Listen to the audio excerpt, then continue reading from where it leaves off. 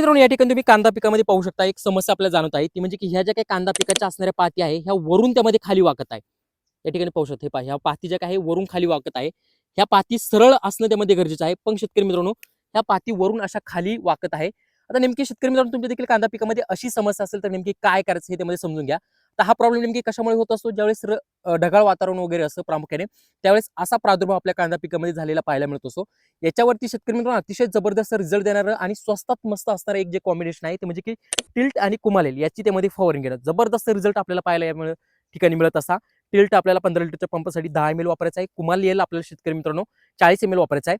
आणि याच्यासोबत शेतकरी मित्रांनो ऑर्थोसिलिसिक ऍसिड त्यामध्ये लिक्विड स्वरूपातलं जे सिलिकॉन येतं हे आपल्याला वापरायचं आहे या ठिकाणी 35 ml. याच्यामुळे ह्या ज्या काही पाती आहे कडकपणा होऊन सरळ व्हायला फायदा होईल आणि अतिशय जबरदस्त रिझल्ट या ठिकाणी पाहायला मिळणार आहे. तुमच्या देखील कांदा पिकामध्ये अशी समस्या आलेली असेल तर ही फवारणी नक्की करा. 4थ्याच दिवशी तुम्हाला रिझल्ट या ठिकाणी पाहायला मिळणार आहे. धन्यवाद.